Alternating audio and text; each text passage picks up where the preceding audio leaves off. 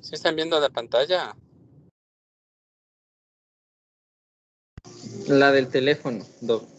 Sí, Buenas noches. ahí. Hola, buenas noches. Y ahí. Ahí la diapo, Doc, unos azules. Sí. Celeste. Pero se ven pequeñitas. Déjenme ver. Ahí está mejor. Ahí están más grandes. Todo ya se ve. Ya. Bueno, pero esto ya habíamos visto. ¿Y ahora cómo pasa esto?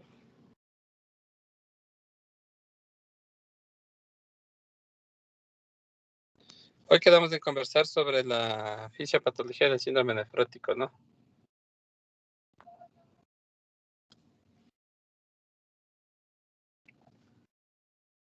Ya vimos las causas. Sí. Bueno, va a ser importante solo recordar que el síndrome nefrótico, recuerden, incluye dos cositas importantísimas que no pueden faltar. Y si no se encuentran las dos, no se puede llamar síndrome nefrótico, que es la proteinuria mayor de 3.5 gramos en 24 horas y la hipoalbuminemia. Pero además el síndrome nefrótico puede incluir un edema. De hecho, el edema generalizado puede convertirse en anasarca, ¿no? O sea, un edema generalizado que el 100% de los casos es anasarca. Y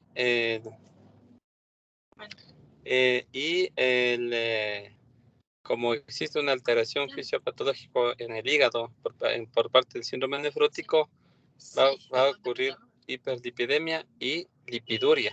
Y si los lípidos están elevados en suero, también van a aparecer en orina. Y luego tenemos trastornos de la coagulación. Luego tenemos trastornos de la coagulación, o sea, fenómenos protrombóticos. Y podemos encontrar trombosis venosa profunda, trombosis de miembros inferiores, trombosis de la vena renal, trombotismo pulmonar, etc. Y podría existir o no fallo renal. Es decir, que podemos tener un síndrome nefrótico sin compromiso de la función renal. Y finalmente podríamos tener un síndrome nefrótico acompañado también en el examen de orina de hematuria y puede ocurrir presencia de cilindros también, ¿no? O sedimento activo, dependiendo de la causa del síndrome nefrótico. La hipertensión arterial es parte del cuadro clínico, pero les decía que cuando está presente es apenas de un 10-15% de pacientes y ocurre cuando existe un exceso de agua corporal total, es decir, una hipertensión arterial dependiente de volumen. No es frecuente la hipertensión arterial en el síndrome nefrótico. Lo común es que sean pacientes normotensos.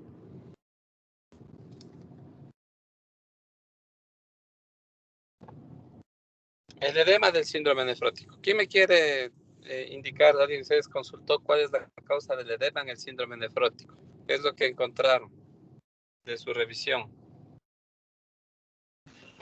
Doc. Sí. Bueno, en parte el edema decía que habían dos teorías que decía que una era por la disminución de las proteínas en el plasma. Esto va a hacer que como las proteínas, digamos que controlan la presión oncótica, entonces al haber una disminución de proteínas va a haber una disminución de la presión oncótica, o sea, ya no va a haber esa fuerza para que el agua se quede en el medio intravascular y entonces el agua va a salir hacia el intersticio. Entonces ahí se va a acumular el líquido y decía que principalmente se puede ubicar en un edema orbitario y que después de este puede ir avanzando y convirtiéndose en una anasarca. El otro sistema, o sea, la otra teoría era que existe una retención de sodio a nivel tubular. Entonces esto hace, al retener sodio, hace que el sodio se retenga con el agua. Entonces, y de igual manera producía acumulación en el intersticio. Todo esto debido también activaba, al haber una disminución del líquido intravascular, se activaban los sistemas renina, angiotensina, aldosterona. Entonces, que estos a su vez iban a empeorar el edema y contribuyendo a una anasarca Y si es que este no es controlado, pues puede provocar un edema de pulmón. Muy bien, perfecto. ¿Quién participó? Perdón, yo no puedo ver los participantes mientras estoy compartiendo la pantalla. Nelly Uxado. ¿Perdón? Nelly Uxa. Nelly. Listo, te has ganado un puntito para tu examen del segundo semestre. Muy bien tu consulta. Gracias. Me recuerdas, ¿no? Ya, Ya, doctor. ya. Muy bien. Ahora, ¿quién me quiere hablar? Bueno, bien, Nelly ha dicho muy bien las dos teorías, está muy clarito, ¿no es cierto? Y la principal teoría, que es la hipoalbuminemia, es la principal causa del edema, como ella lo ha dicho. Es decir, perdemos presión oncótica y por lo tanto no se retiene líquido. La otra causa sí, pues es la retención de sodio y con el arrastre de agua respectivo, y ese también produce edema. Aquí está la primera teoría, ¿no es cierto? Se genera por un lado por la pérdida de presión oncótica del plasma, y entonces esto provoca la salida de líquido al intersticio. Eso de que empieza el edema en palpebral o edema en tobillos no es tan cierto como dicen los libros. Ustedes van a ver en sus pacientes que cuando el paciente está en Anasarca, el agua va donde le lleve la gravedad. Es decir, si yo al paciente está todo el día de pie, van a encontrar mucho edema en miembros inferiores. Y si el paciente se acuesta, duerme, descansa, va a amanecer con las piernas secas, dice, ya no estoy hinchado, ha perdido el edema, pero es que todo el agua por la gravedad se fue a la barriga, entonces tiene una tremenda citis. Y si le pararíamos al paciente de manos, entonces, y estaría ahí unas 6 horas parado de manos, encontraríamos todo el agua en la cabeza, en la cara, ¿no? Entonces el agua va donde le lleva la gravedad, por lo tanto no, como semiológicamente a veces distinguir, dicen un edema renal de un edema cardíaco, el cardíaco está en los miembros inferiores que el renal en los párpados, no es tanto así.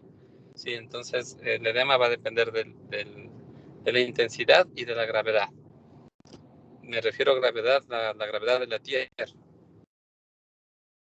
La disminución también del volumen circulante activa el sistema. Entonces, sí, claro, si no tenemos líquido o agua dentro del intravascular y todo se va afuera del intersticio, y se depleta el intravascular. Estamos con un paciente con sobrecarga hídrica, pero con un intravascular depletado, como que estuviera deshidratado. Por lo tanto, esta depresión del intravascular activa el sistema renina, angiotensina, aldosterona y el sistema nervioso simpático para provocar vasoconstricción, y esa vasoconstricción ajusta el volumen y permite aumento de presión y aumento de perfusión hacia los riñones. Este mecanismo, si es que no existiera el incremento del sistema de renina, angiotensina, aldosterona, entonces no se podría explicar si el paciente tuviera un intravascular lleno, ¿no es cierto? Entonces todos los pacientes con síndrome nefrótico, la gran mayoría de pacientes tienen intravascular depletado. Otra teoría explica una retención, ya decía Nelly muy bien, la primaria de sal con el arrastre de agua, y eso es porque ya saben que el riñón tiene sensores, ¿no? Entonces, si es que el paciente está con depresión intravascular, entonces el riñón cree que el paciente está deshidratado, hipotenso, hipovolémico, y entonces empieza a retener más sodio y con el arrastre de agua respectivo para incrementar el volumen intravascular. Y eso lo logra momentáneamente, porque como no existe proteínas en el intravascular, no hay la proteína actúa como una esponja dentro de los vasos sanguíneos. Entonces, cuando hay estas esponjas ahí, estas absorben el agua y las mantienen dentro del intravascular. Como no hay estas esponjitas, entonces el agua fluye fuera de los vasos sanguíneos y se va al intersticio.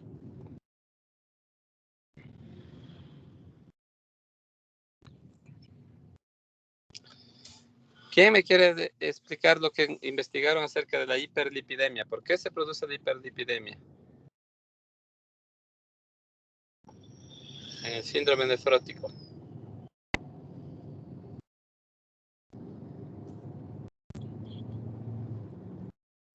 ¿Hay voluntarios? Doc, bueno, yo voy a decirle lo que entendí ya. ¿Quién es? Nicole Trujillo. Nicole, dime. Ya, Doc. Bueno, igual como usted nos dijo, hay una alteración fisiopatológica en el hígado. Entonces, esto lleva a manifestaciones que están, o sea, que no tienen nada que ver con los riñones, sino que son extrarrenales, que la más común de lo que yo leí era la hipercolesterolemia y menos común en los pacientes la hipertrigliceridemia. Entonces, o sea, como que el conjunto de esto se llamaba la hiperlipidemia nefrótica. Entonces se iba a tener aumento de las VLDL, de las LDL y de otras lipoproteínas. Entonces decía que como la fisiopatología de esta enfermedad tenía muchos factores, pero se debía a que había un descenso en las lipoproteínas y por ello iban a haber menos receptores de los LDL, que es el colesterol bueno, que como sabemos sirve de... Ah, no, mentira, HDL es el bueno.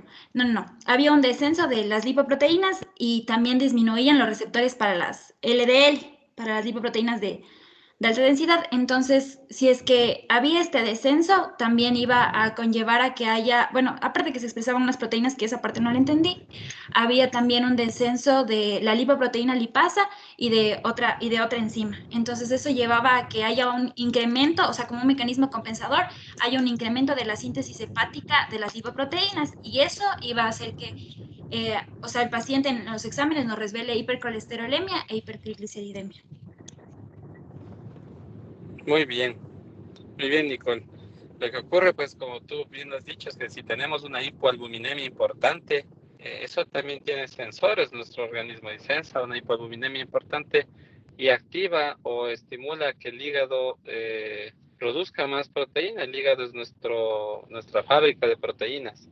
Pero como el hígado no tiene los sustratos necesarios para estas pérdidas, empieza a generar proteínas de otros sitios y activa otras enzimas como las fosfolipasas. Y al activar esas fosfolipasas, entonces lo hace de forma alterada, ¿no? Es un trastorno enzimático. Y esto lleva a una formación, a una síntesis no de proteínas como la albúmina, sino de lipoproteínas. Y entonces, al tener una síntesis incrementada de lipoproteínas, estas se incrementan en suero y en base a colesterol y triglicéridos. Y pues además estas pueden afectar la función renal. Ustedes saben que la hiperlipemia afecta la función renal. Entonces esa es una complicación también cuando un paciente está en fallo renal agudo. No necesariamente es por el síndrome nefrótico como tal, sino por la hiperlipemia que presentan estos pacientes. Muy bien, ¿quién me quiere hablar de hipercoagulabilidad? ¿Por qué ocurren fenómenos protrombóticos en el síndrome nefrótico? Yo, Doc, verá, recuerdo que leí que decía que se debe a varios ¿Quién es, factores. perdón? Es María Gabriela. ¿Quién? ¿Gabriela qué? Garcés. Ya, Gabriela. A ver. Ya. Decía que es de varios, se debe a varios factores. Uno de ellos era que existe un desbalance en los factores de coagulación. Entonces van a comenzar a aumentar los factores procoagulantes, sobre todo el fibrinógeno, porque este no se filtra mucho debido a que es de peso molecular elevado. Entonces, este se mantiene en el plasma y, por ejemplo, hay otros como la antitrombina 3 que sí se filtra. Entonces, aumenta este estado procoagulante y puede producirse el fenómeno de hipercoagulabilidad. Entonces, por otra parte, también decía que por la depresión de volumen, por la pérdida de las proteínas, existe un fenómeno de hemoconcentración. Entonces, esto puede dar lugar a una mayor tendencia a la agregación plaquetaria porque aumenta la adherencia de las plaquetas y de los otros elementos formes de la sangre al disminuir el volumen sanguíneo. Entonces, esto daba como resultado un estado procoagulante. Muy bien, Gabriela. Sí, pues esto es multifactorial, ¿no? La hipercoagulabilidad. Por un lado, se pierden proteínas en el síndrome nefrótico y dentro de esas proteínas se pierden también proteínas antitrombóticas, ¿no? Como la antitrombina 3. Por otro lado, en el esfuerzo del hígado por formar proteínas, así como se equivoca o produce alteradamente enzimas, alteraciones, o sea, tiene alteraciones enzimáticas, pues también produce proteínas alteradas como la C y la S y que estas se tornan protrombóticas. Y luego entramos en un estado, además de la hemoconcentración, de hiperfibrinogenemia con fibrinólisis anómala. Es decir, por un lado, formamos más fibrina con tendencia a formar trombos o coágulos, y por otro lado, no existe un proceso adecuado de la lisis de esta fibrina, es una fibrinólisis anómala.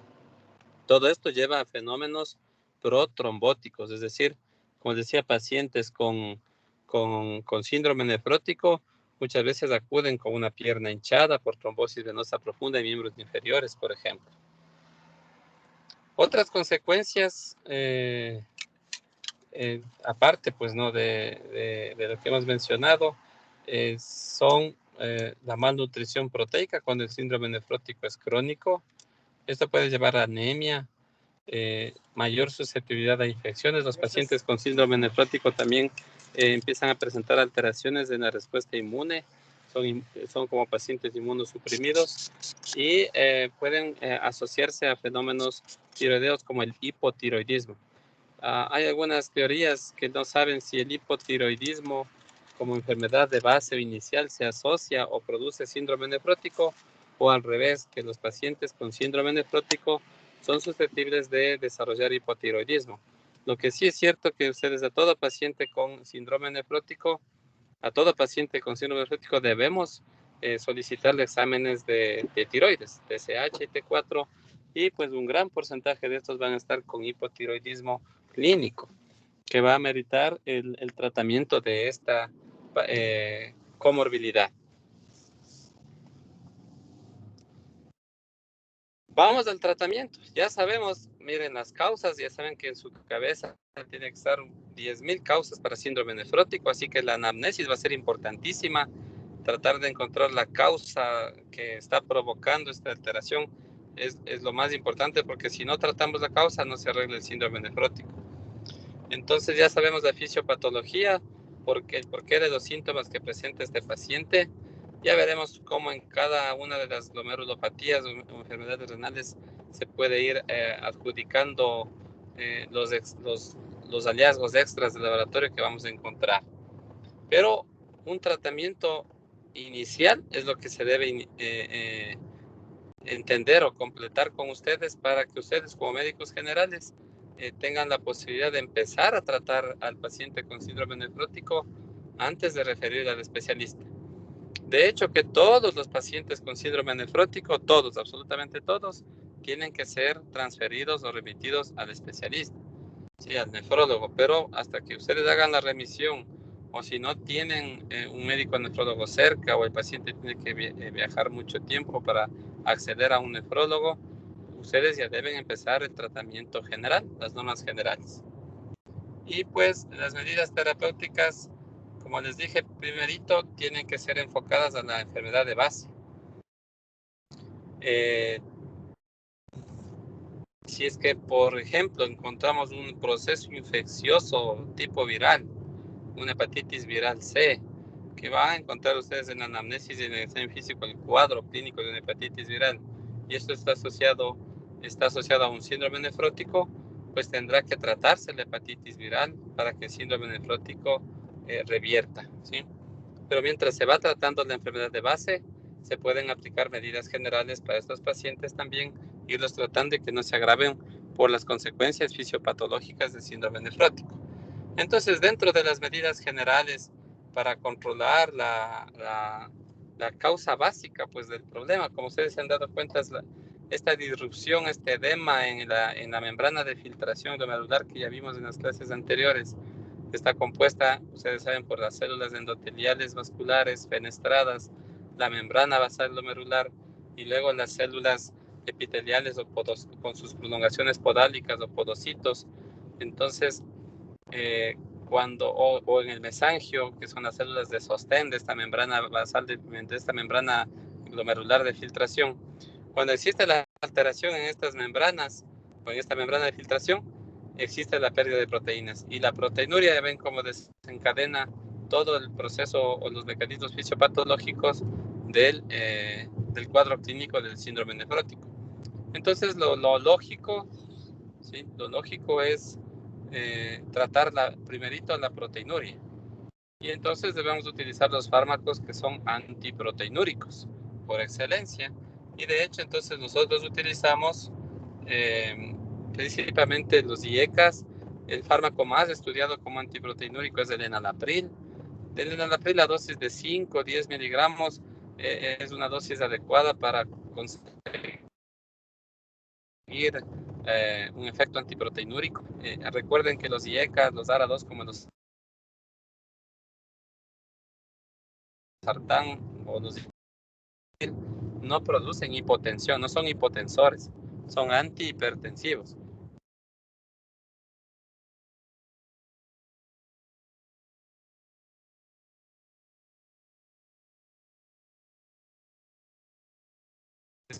¿Sí me están escuchando, chicos? Se cortó un poco Entrecortado. Sí, Doc, pero un poco al cortado. sartán. Se corta, Doc. Y ahorita no les escucho nada a ustedes. Ahí me están escuchando. Ahí se... Ahí sí se le escucha. Ahí sí se lo he escuchado, pero antes se cortó bastante.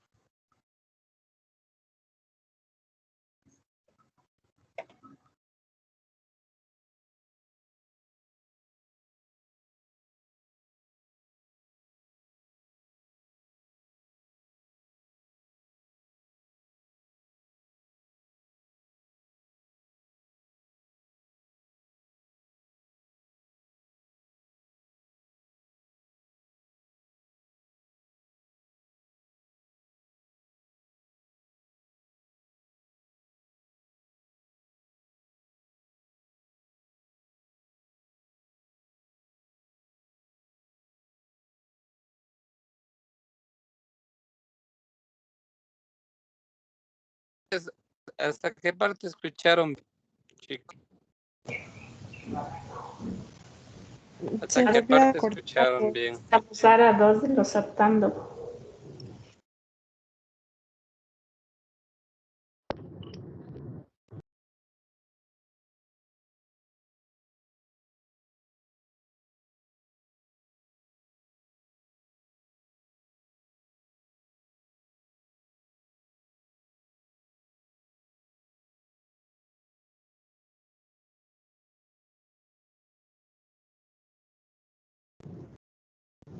Ahí no sé si me escuchan.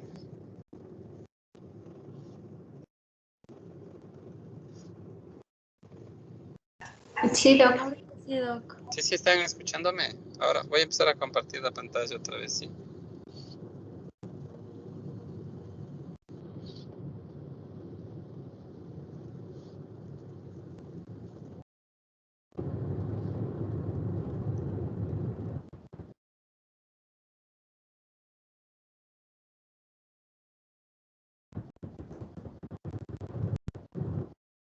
Estamos viendo la diapositiva. Chicos, Sí, Doc, ahí sí se ve. ya. Decíamos entonces tratamiento con medidas para la enfermedad de base y luego decíamos utilizar los antiproteinúricos como el enalapril o el losartán. Entonces, el enalapril, la dosis de 5 o 10 miligramos, es decir, es suficiente para lograr un efecto antiproteinúrico. Por supuesto que si el paciente está hipertenso o está con la presión alta, pueden utilizar dosis más altas de enalapril o losartán, puede ser 25 miligramos de losartán o 50. ¿Sí? Y claro, si es que el paciente, ustedes entenderán, si su paciente está con síndrome nefrótico hipertenso, entonces ustedes pueden utilizar al enalapril o al losartán como de primera línea para el control de la presión arterial en estos pacientes. Luego tenemos que pues dar medidas generales para la sobrecarga hídrica, ¿no? Y para la sobrecarga hídrica es importantísimo la restricción de sal y la ingesta de líquidos. Hasta que no estemos seguros que vamos a conseguir un buen volumen urinario para poder controlar el anasarca de estos pacientes. Alguien está con el micrófono encendido. Ya, gracias. Hasta que no podamos estar seguros de conseguir volúmenes urinarios adecuados, les decía, para controlar el anasarca de los pacientes, es importante restringir la sal en la comida y disminuir la cantidad de líquidos en la ingesta de ese paciente. ¿Sí? Y luego, pues si ya saben que tenemos hipercolesterolemia, hipertrigliceridemia, pues va a ser importante utilizar drogas que puedan disminuir o controlar estos niveles de colesterol o triglicéridos. Entonces, lo más usual es utilizar o atorvastatina o simvastatina. La atorvastatina o la simvastatina se puede usar 20 miligramos en la tarde, una sola vez al día, para el control de colesterol y triglicéridos. Además, como sabemos que todo síndrome nefrótico tiene que ser hospitalizado y tiene que estar ISO, es decir, con ISO anticoagulación, no tiene que utilizar heparinas de bajo peso molecular a 1 miligramo por kilo de peso si es que el paciente tiene función renal normal, y si ya está comprometida la función renal o está alterada, entonces a 0.5 miligramos por kilo de peso. Utilizamos como nombre comercial, es más frecuente encontrar el Clexane o cualquier heparina de bajo peso molecular. Se utiliza alrededor de 40 a 60 miligramos subcutáneos cada día. Con eso controlamos el efecto o la formación de trombos, ¿no?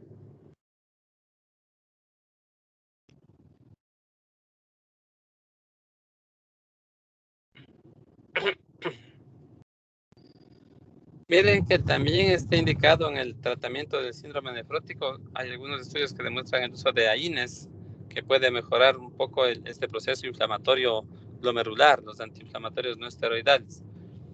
Pero claro, si el paciente ya está con compromiso de la función renal, no los vamos a ocupar. Pero sí se puede utilizar indometacina como un antiinflamatorio no esteroidal a dosis bajas o por días cortos para mejorar el proceso inflamatorio y como antiproteinúrico. Yo en la práctica no prefiero no utilizar AINES. Siempre utilizo solo los IECAS o los ARA2 asociado al resto de medidas que les he indicado, hasta saber exactamente la causa del síndrome nefrótico. Y el momento en que se trata la causa del síndrome nefrótico, entonces se arregla todo.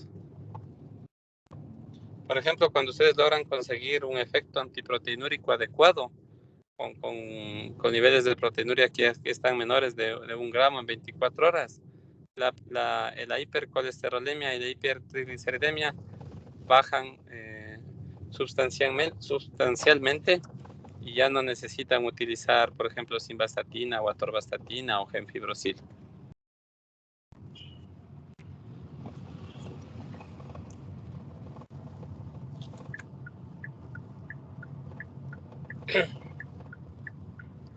No pasa, ahí sí.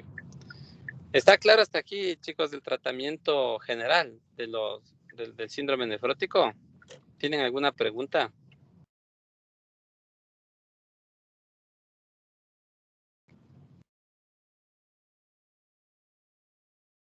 ¿Aló? Sí, Doc, sí está claro. Sí, Doc, Ya. sí está claro. Muy bien, ese es el tratamiento que ustedes van a realizar, ¿no? Entonces, ustedes en un paciente con síndrome nefrótico restringen líquidos, ordenan una dieta hiposódica, bajan la sal, ordenan diurético, pueden utilizar furosemida, clortalidona o hidroclorotiazida, dependiendo, ya saben ustedes que si la tasa de filtración glomerular está menor a 30, pueden utilizar furosemida. Indican un IECA para controlar los niveles de proteinuria, y si es que está hipertenso, pues lo van a controlar con el IECA y con el diurético. Si es que ven los niveles de colesterol y triglicéridos elevados, ya empiezan simvastatina o atorvastatina y le dejan como medidas profilácticas de trombosis, heparinas de bajo peso molecular. Ese es el tratamiento general, hasta que encontremos la causa. Ahora, dentro de las causas, es muy probable, ya que esto va a ir a orden del nefrólogo, es muy probable, o mejor dicho, todo síndrome nefrótico tiene que ser biopsiado, es decir, vamos a realizar una biopsia de riñón para identificar la causa básica de la enfermedad. Y miren, entonces vamos a empezar a ver las glomerulopatías que pueden provocar este síndrome nefrótico. Y recuerden que ya en una clase les había dicho que las glomerulopatías pueden ser primarias o secundarias, es decir, primarias cuando no se sabe la causa que desencadenó, y entonces se supone que son por una alteración genética propias del individuo. Y son las mismas glomerulopatías, los mismos nombres. Y las secundarias, pues hay que encontrar la causa, que puede ser infecciosa, viral, y ahí se acuerdan una lista inmensa de glomerulopatías secundarias. Vamos a analizar las más frecuentes y voy a intentar darles las claves diagnósticas para estas glomerulopatías que que tal vez ustedes van a enfrentar. Y empezamos con la enfermedad de cambios mínimos. Cuando ustedes tengan un paciente niño y hasta pacientes adultos jóvenes, podría ocurrir que la causa del síndrome nefrótico sea la enfermedad de cambios mínimos. En otras palabras, yo tengo un niño, un paciente pediátrico, un niño con síndrome nefrótico, lo primero que ustedes piensan es de enfermedad de cambios mínimos. Tanto es así que la misma literatura indica que en niños con síndrome nefrótico no es necesario hacer biopsia renal, pues la causa de más del 90% es cambios mínimos y hay que tratarle como enfermedad de cambios mínimos, sin biopsia renal. En los adultos jóvenes también podría ocurrir enfermedad de cambios mínimos, pero es muy infrecuente. Está reportado menos del 10% de los pacientes con síndrome nefrótico adultos jóvenes presentan enfermedad de cambios mínimos. De hecho, yo en todos estos años de nefrólogo que he realizado biopsias, que he tratado síndromes nefróticos, que son ya 17 años, ya estoy viejo, 17 años de nefrólogo. Entonces, una paciente tengo diagnosticada con biopsia renal como enfermedad de cambios mínimos, una paciente de 31 años. En todo este tiempo. Entonces, miren cómo en verdad, como dice la literatura, hay que pensar en enfermedad de cambios mínimos en adultos jóvenes, sí, pero como la última opción. Pero en cambio en niños es la primera opción. Y repito, tanto es así que no hace falta biopsiar a un niño. Niño con síndrome nefrótico, enfermedad de cambios mínimos, y ahí hay que empezar a tratar. Entonces, el 20% refiere a la literatura de enfermedad de cambios mínimos en el adulto, pero de ese 20%, como decía, un 10% es en adultos jóvenes, ¿no? Ya en adultos, y cada vez va bajando el porcentaje hasta llegar a adultos mayores. Raro, por ejemplo, si es menos del 1%, por ejemplo, en pacientes mayores de 40 años, ¿sí? La incidencia máxima de la enfermedad de cambios mínimos es de 6 a 8 años. ¿Qué quiere decir esto? Que si yo tengo un paciente con síndrome nefrótico entre 6 y 8 años, yo estoy segurísimo que es cambios mínimos, pero si es un niño de 10, 12 años, no estoy tan seguro, pero sigue siendo la primera causa de síndrome nefrótico, la enfermedad de cambios mínimos, ¿sí? Usualmente estos pacientes son normotensos, están en anasarca, es el cuadro típico del síndrome nefrótico en un niño de 6 años y siempre o casi siempre están con función renal normal. Es decir, que la hipertensión y la insuficiencia renal son excepcionales en estos niños, ¿sí? En ocasiones va precedida de infecciones respiratorias, algún antecedente de vacunación o una crisis de alérgica. Es decir, que puede haber un desencadenante, pero hay que distinguir bien, no es que el desencadenante es la causa del síndrome nefrótico, no es que el desencadenante actúa como un disparador, sí, un disparador para que se manifieste una enfermedad, por ejemplo, de cambios mínimos, que usualmente es idiopática y que va a provocar este síndrome nefrótico en niños. El sedimento urinario en estos niños, hacemos un examen de orina, ya les he repetido muchas veces que el examen de orina es como la biopsia del pobre, y entonces ustedes van a encontrar un sedimento no activo, sino un sedimento prácticamente benigno.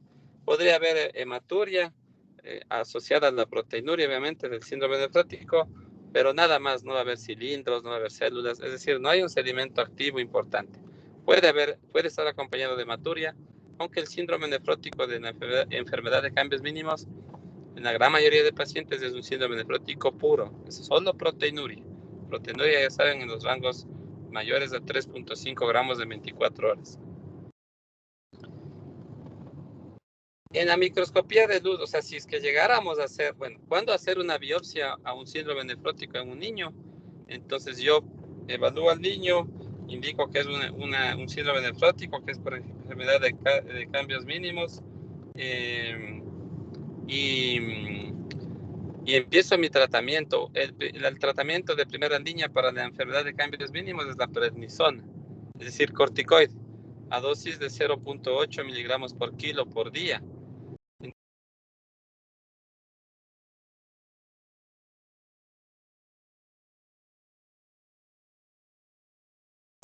No se le escucha, doctor. Yo sí les escucho. ¿Hasta dónde escucharon? Hasta la dosis del prednisona. Bueno, solamente dijo prednisona y ahí se apagó. Ya la dosis de prednisona, que es, les decía, de 0.8 miligramos por kilo por día. Y se da el tratamiento hasta por 12 semanas, se puede esperar, hasta por 3 meses. Obviamente que iniciamos un mes a dosis tope y luego vamos disminuyendo la dosis del corticoide. Pero si en 3 meses no vemos respuesta al tratamiento, si no hay una remisión parcial, la remisión parcial significa que al menos disminuye el 50% de la proteinuria. Entonces, si no encontramos esto, entonces puede ser una indicación para biopsia renal, que deberíamos pensar que puede estar otra glomerulopatía ahí, no la de cambios mínimos. Y entonces, cuando se realiza una biopsia renal en un síndrome nefrótico en enfermedad de cambios mínimos, vamos a encontrar a la microscopía de luz prácticamente un glomérulo que puede ser reportado como normal. ¿Sí? A eso se llama cambios mínimos. Y la inmunofluorescencia tiene que ser negativa, es decir, no vamos a encontrar depósitos ni de anticuerpos, ni de inmunoglobulinas, ni IgG, ni IgM, peor, complejos de antígeno-anticuerpo. A veces podría ocurrir, si es que ya se presenta en la microscopía de luz un engrosamiento del mesangio, de las células mesangiales, puede haber depósitos de inmunoglobulina M o C3 cuando el síndrome nefrótico está asociado a un proceso infeccioso respiratorio previo, por ejemplo, hace 8 días. Pero no es frecuente eso. Y pues lo que sirve para el diagnóstico de enfermedad de cambios mínimos es pues la microscopía electrónica, que no tenemos disponible en el país, pero si es que es necesario, se solicita una microscopía electrónica, se manda la muestra afuera, y esta microscopía electrónica sí va a observar la fusión pues de los podocitos, y esa es la causa, o sea, ese es el signo patognomónico de una enfermedad de cambios mínimos, en microscopía de luz normal, y en electrónica los podocitos fusionados y aplanados.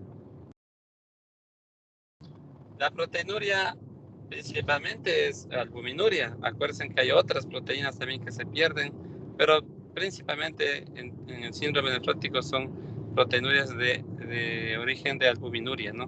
De albúmina.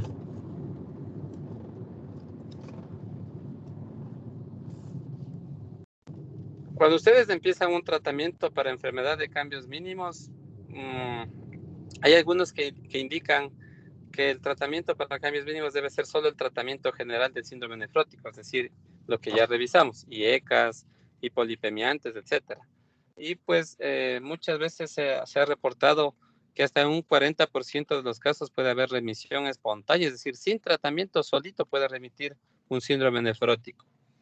Entonces, este tratamiento general es para disminuir o acortar la morbilidad del paciente, el tiempo de hospitalización, y pues ya sabemos que cambios mínimos responde muy bien a los corticoides. Les dije, sin biopsia renal empezar prednisona o corticoide, van a tener una buena respuesta. En 8 semanas ya pueden estar con una remisión completa de la enfermedad.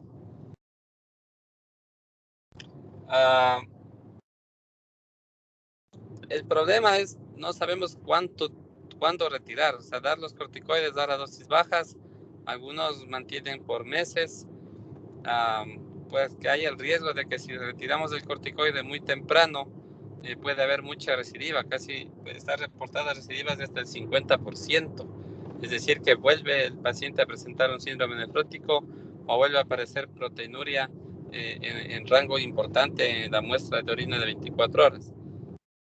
Yo prefiero utilizar unos 6 meses hasta un año de corticoide, pero ya dosis bajita, por ejemplo, llegar a 5 miligramos al día es una dosis adecuada en estos jóvenes, y al año retirar y observar a ver qué sucede. Muchas veces ya la de cambios mínimos no regresa, no hay recidivas importantes. Doc, Sí, yo tengo una pregunta y dime.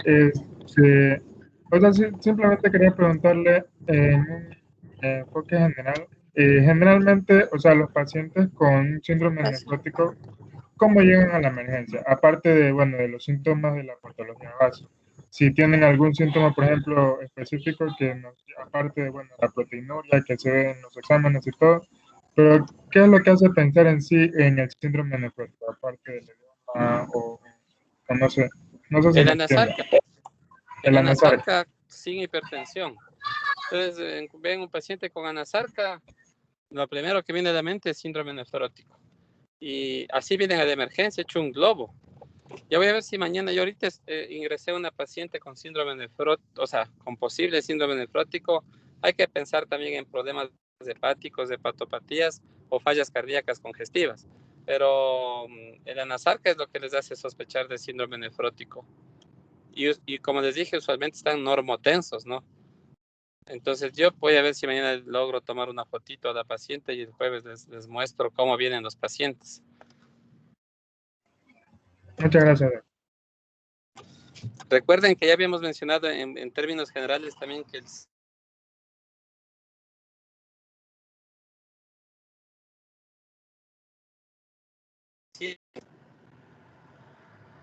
¿Alguien me está timbrando?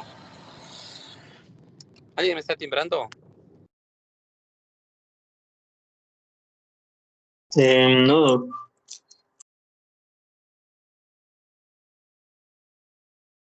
Pues,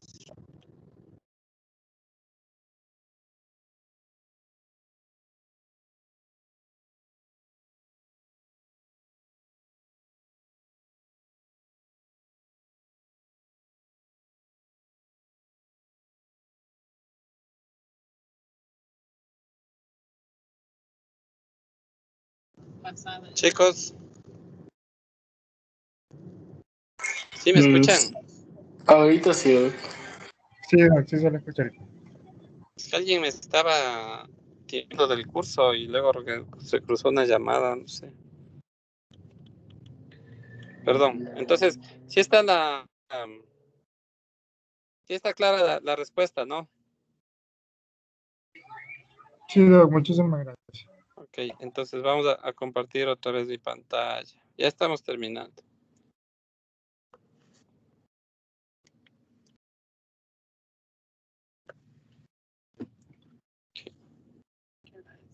Ok. 15 menos. Ya estamos, ¿no es cierto? Ahí, Sí, Sí, Doc, ahí listo. se ve la pantalla del teléfono y ahorita está en la presentación, sí. Sí, ya. Entonces, ya, miren, justo iba a entrar esa parte que les decía.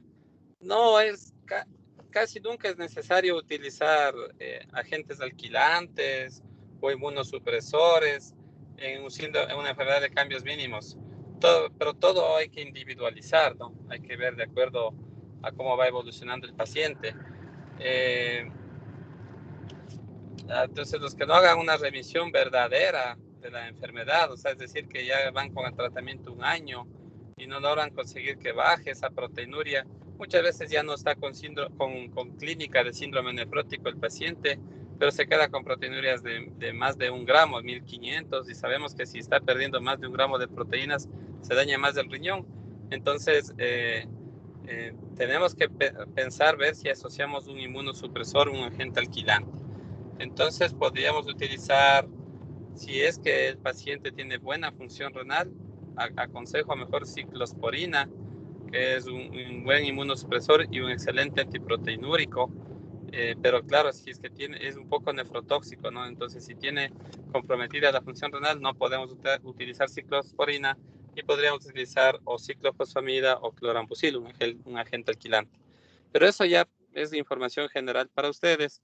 Como ustedes entenderán, ustedes pueden ahora reconocer un síndrome nefrótico en niños, saber qué es cambios mínimos, empezar el tratamiento, esperar 12 semanas. Si no le responde, pues ya refieran al nefrólogo. Sí, de hecho, ya viendo un síndrome nefrótico que es una proteinuria importante, tienen que referir ya al nefrólogo, pero les decía, por limitaciones, a veces están en su medicatura rural, ustedes podrían ya empezar un tratamiento general para ese síndrome nefrótico y hasta empezar el uso de corticoides hasta poder transferir al paciente. Esta es una fotografía de la enfermedad de cambios mínimos. Pues como ven, está el glomérulo intacto, hay un buen espacio de Bowman, un espacio urinario, poquito tal vez en esos puntitos que ustedes ven dentro del ovillo glomerular, esos azules.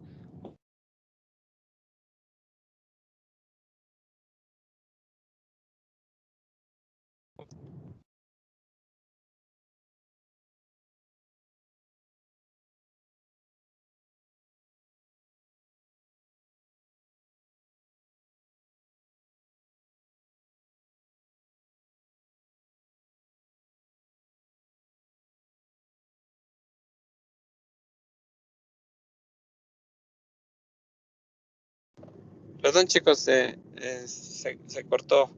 ¿Sí vieron la imagen de histopatología del glomérulo, no es cierto? Sí, Doc, sí está. Sí, Doc. Entonces hasta aquí vamos a llegar. Esto es de enfermedad de cambios mínimos. En la siguiente vamos a hablar glomerulosclerosis focal y segmentaria y membranosa. Y hablaremos de síndrome nefrítico y con eso creo que vamos a terminar ya el curso de nefrología. Porque la próxima semana tenemos ya examen, ¿no? No, Doc, la siguiente todavía no. La semana de exámenes es del 12 al 16. Ah, ya, buenazo. Entonces creo que podríamos ir con calma el día jueves para ver las dos glomerulopatías más dentro del síndrome nefrótico, que sería la esclerosis focal y segmentaria y la membranosa, tal vez la mesangiocapilar. Y el siguiente martes hablaríamos de síndrome nefrítico y el jueves del examen podemos hacer. ¿Tienen alguna pregunta, chicos, de síndrome nefrótico? Es facilito, ¿no es cierto? Y aquí ya creo que ustedes van a poder identificar, diagnosticar y tratar un síndrome nefrótico. No le meta tanto, Doc. Pero es que en la parte Necesitamos clínica, sí, práctica, pues. Doc. Necesitamos práctica. Sí, en la parte clínica sí van a poder identificar si suman todos estos puntos y, claro, llegar a biopsiar, no, pues, pero ya pueden al menos identificar. Ya ven a un paciente hinchadísimo, ya no van a pensar en desnutrición, no. Van a niños hinchadísimos de desnutrición infantil y se olvidan que existe el síndrome nefrótico. Ahora ustedes ya saben que existe un síndrome nefrótico y que en niños es enfermedad de cambios mínimos, ya le pueden empezar el tratamiento. Acuérdense que la desnutrición infantil nos acompaña de hipercolesterolemia, hipertrigliceridemia, ¿no? Muy bien, entonces nos vemos, chicos, el día jueves para completar las glomerulopatías y nos quedaría ya síndrome nefrítico como otro de los grandes síndromes de la enfermedad renal. Que tengan una buena noche, chicos, pasen bien.